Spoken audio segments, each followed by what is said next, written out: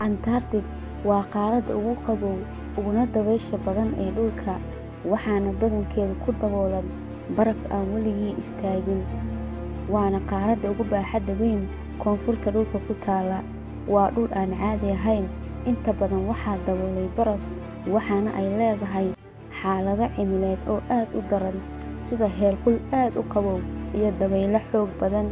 Inkasta oo ay Antarctic tahay meel aan aad loo degin weliba si joogto ah, cilmi-baarayaal badan ayaa daraaseeyay qaaraddan, waxaana la ogaaday in nooleyaal gaar ah ay ku nool yihiin biyaha hoostooda, meelaha qabow ee ba'an, iyo deegaanno aan horay loogu malayn in ay nooleyaal ku jiri karaan.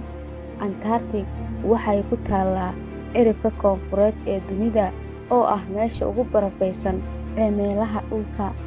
Khariidadda caalamka marka la eego, Antarctic waxay ku taallaa hoosta qaaradaha kale oo dhan, waxa ayna ku fadhidaa koonfurta badweynta koonfureed ee Southern Ocean.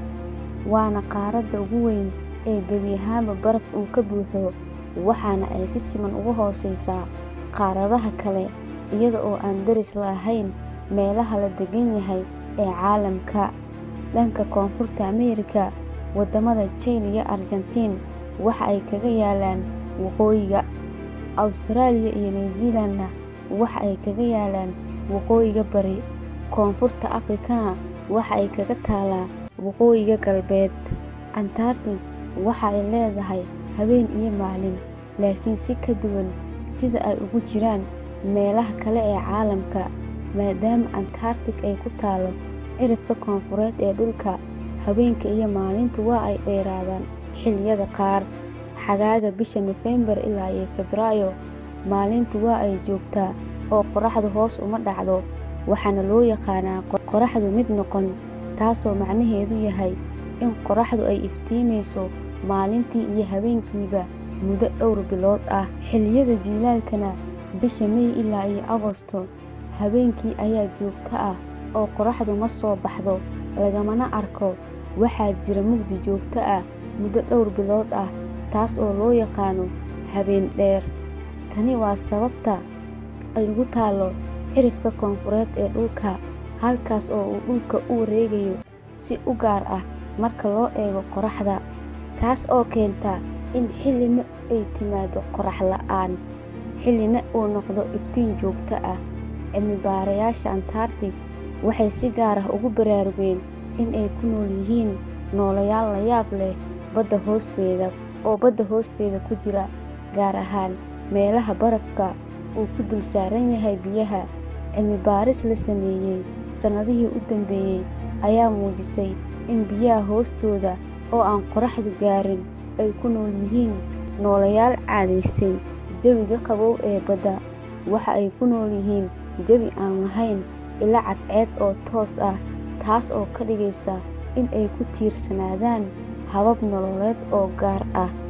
Nooleyaasha la helay waxaa ka mid ah bakteeriyada shilinta badda, jilicda qallafsan sida doolinka, iyo xitaa noocyo badan oo kalluun ah oo awood u leh in ay ku noolaadaan heerkulka hooseeya oo aysan nooleyaasha kale ka badbaadi karin. Mid ka mid ah cilmi-baarisyadii ugu caansanaa ee la sameeyay sanadkii 2021 ayaa ahaa barafka qaansada, dhererkiisu yahay dhowr kiiloomitir oo baraf ah. Cilmi-baarayaashu waxa ay awood u yeesheen in ay dalooliyaan dhererka barafka ku daboolan ee biyaha hoose, waxayna halkaas ku ogaadeen nooleyaal aad u gaar ah oo ay ka mid yihiin shilinta badda, doomo dhagax ku dul dhisan, iyo bakteeriyada kala duwan. Nooleyaashani waxa ay ku noolaayeen deegaanka biyaha hoostiisa oo aan laga filaynin in ay ka badbaadi karaan nolol ahaan nooleyaasha kale. Mid ka mid ah nooleyaasha ugu xiisaha badan ee la ogaaday waa noocyada Diatoms, oo ah nooleyaal hal unug ah oo hoos ugu sii nool badda barafaysan. Waxa ay leeyihiin habab gaar ah oo ay ku nool yihiin xaaladaha adag ee aan lahayn iftiinka qorraxda. Waxa ay leeyihiin habab gaar ah oo ay ugu nool yihiin xaaladaha adag ee aan lahayn iftiinka qorraxda. Tani waxay ka dhigaysaa caddayn kale oo muujinaysa in xitaa meelaha loogu malaynayo inay adag tahay noloshu ay weli nooleyaal ku badbaadi karaan. Inkasta oo cilmi baarayaashu ay durbaba ogaadeen nooleyaal cusub oo la yaab leh oo ku nool biyaha hoostooda, haddana waxaa la rumaysan yahay in qaybaha kale ee badda iyo barafka Antarctic aanan weli si buuxda loo baarin. Deegaanada barafka hoostiisa ku yaalla ayaa weli hoy u noqon kara nooleyaal kale oo cusub oo laga yaabo in ay suurtagal tahay in ay nolol caalami ah ay ku nool yihiin. Sidaas darteed, Antarctic waxa ay sii ahaan doontaa aag xiiso leh oo cilmi baarayaashu ay ku sii raad joogaan.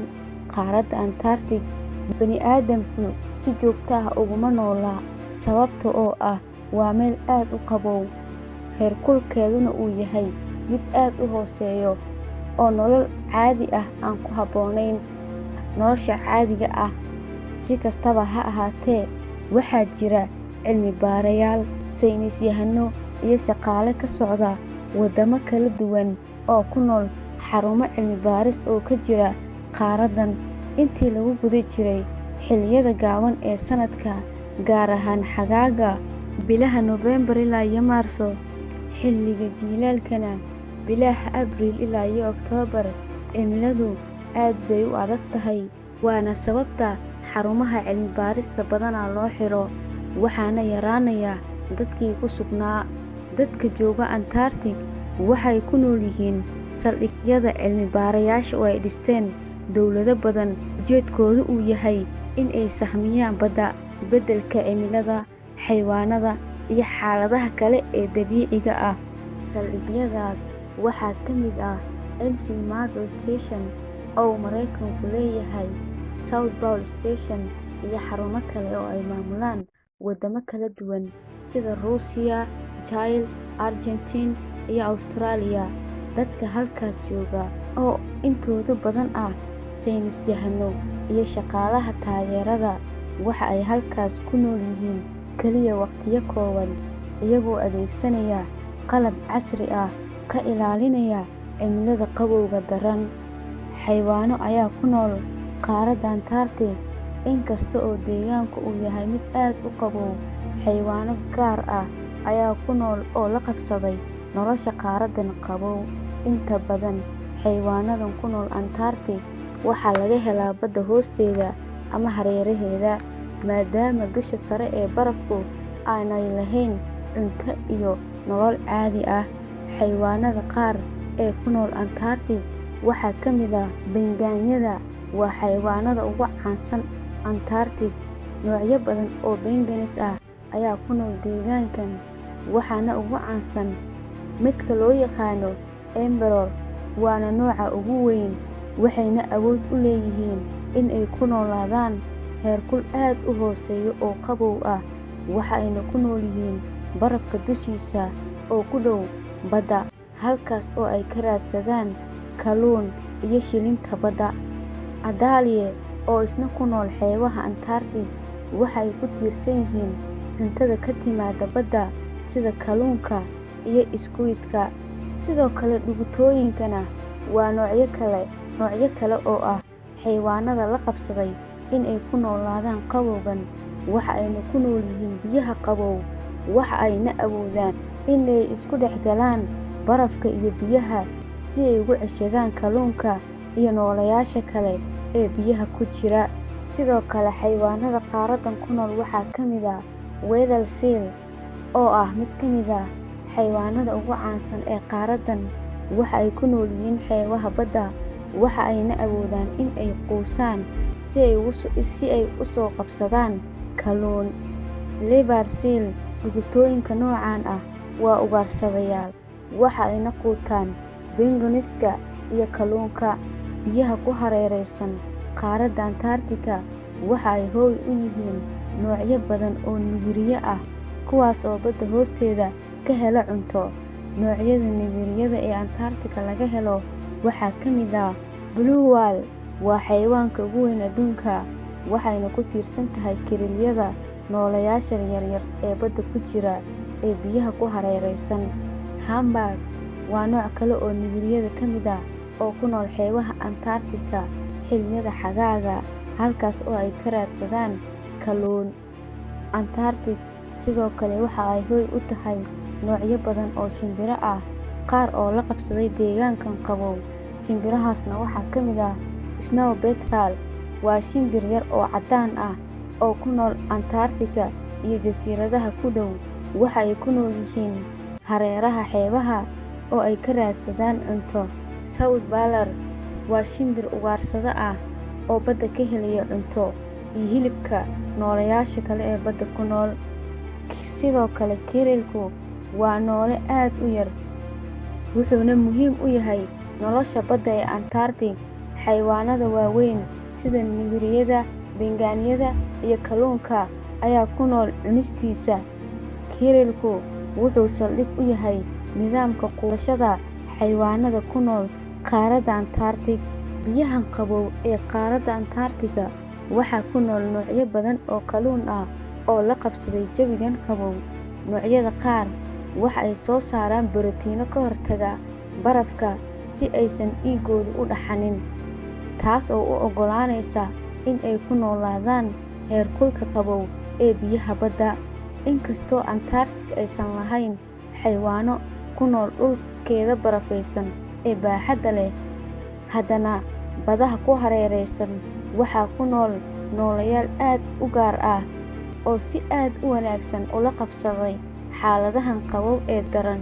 Xayawaanadaas waxay ka sameeyeen nidaam nololeed oo gaar ah oo taageera nolosha badda. Antarctica waa qaarad cajiib ah oo leh waxyaabo aan caadi ahayn oo ay ku jiraan nooleyaal qarsoon oo ku nool biyaha qabow ee barafaysan hoostooda. Cilmi baarisyada aan caadiga ahayn ee laga sameeyay Antarctic waxa ay soo bandhigeen in nolosha lagu noolaadaa meelo aan la filaynin ay tahay mid la yaab leh oo si wanaagsan ula qabsan karta xaalado adag. Nooleyaasha halkaas laga helay waxa ay muujiyeen awood gaar ah oo ay uga badbaadaan deegaankan cabsigelinta leh ee Antarctic, iyagoo tusaale wanaagsan u ah sida dabiiciga ah ee noolaha u habeyn karo noloshooda. Qaaradda Antarctic waxay sii ahaan doontaa goob cilmi baaris dabiici ah oo muhiim u ah mustaqbalka, taas oo horseedi karta daahfuro cusub oo sii kordhiya fahamka badda iyo nolosha qarsoon.